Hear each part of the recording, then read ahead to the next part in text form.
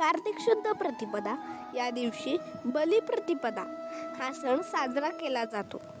3.5 मुहूर्तातील एक मुहूर्त मानल्या जाणाऱ्या या दिवसाला विशेष महत्त्व आहे. कृषी संस्कृतीतही हा सण पाळला जातो. शेतकऱ्यालाच आपण बळीराजा असेही संबोधतो. काही ठिकाणी बळीराजाची अश्वारूढ प्रतिमा करून तिची पूजा केली जाते. दक्षिण भारतात या दिवशी बलीची प्रतिमा तयार करून ती गोठ्यात ठेवतात व तिची पूजा करतात. गाई बैलांना रंग लावतात व माळा सजवून सजवतात. बलिप्रतिपदेची आख्यायिका अशी: बळी हा शेतकऱ्यांचा राजा होता. तो दानशूर, प्रजाप्रेमी व सत्यवचनी होता. त्यामुळे तो देवांपेक्षाही मोठा झाला होता. लोक देवांच्या आधी बळीराजाचे नाव घेत.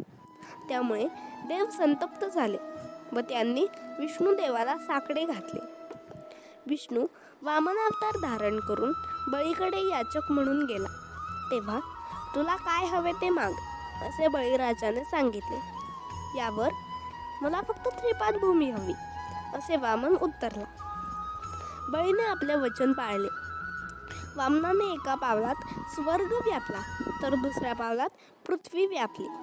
3रे पाऊल कुठे ठेवू असे विचारताच बळीने आपले मस्तक पुढे केले आणि विष्णूने त्याला पाताळात गाडले. बळीराजाची दानशूरता पाहून वामन खूप आनंदी झाला. वामनाने त्याला पाताळाचे राज्य दिले आणि वामनाने बळीराजाचे द्वारपाल होण्याचे काम स्वीकारले. तो दिवस म्हणजे कार्तिक शुद्ध प्रतिपदा होय. तसेच श्रीकृष्णाने बलिप्रतिपदेच्या दिवशी गोवर्धन पूजेची सुरुवात केली होती. निसर्गाप्रती मानवाच्या कृतज्ञतेची ही सुरुवात होती. त्यानिमित्त पाडव्याला कृष्ण, गोपिका आणि गोवर्धन पर्वताच्या देखाव्याची पूजा केली जाते. राजा बळी याला वर मिळाला. या प्रसंगामुळे लक्ष्मीला आपल्या पतीचे खूप कौतुक वाटले. म्हणून तिने पती विष्णूचे औक्षण केले. विष्णूने हिरे, माणिक, अलंकार ओवाळणी म्हणून घातले.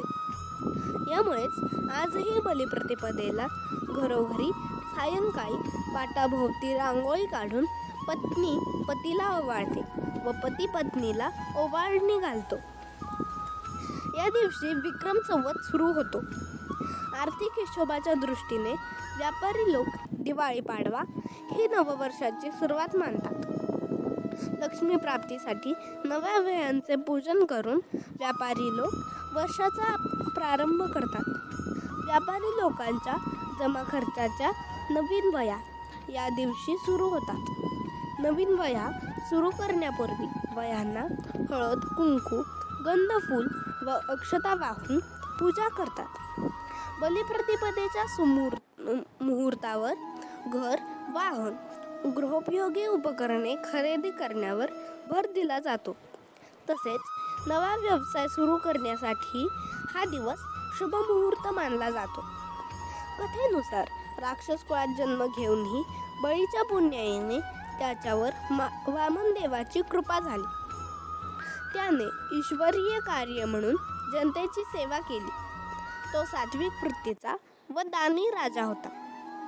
प्रत्येक मानव हा सुरुवातीला अज्ञानी असल्यामुळे त्याच्या हातून वाईट कृत्य घडत असले. परंतु ज्ञान आणि ईश्वर कृपेमुळे तो देवत्वाला पोहोचू शकतो, असा बोध आपण या सणाद्वारे घेऊ शकतो.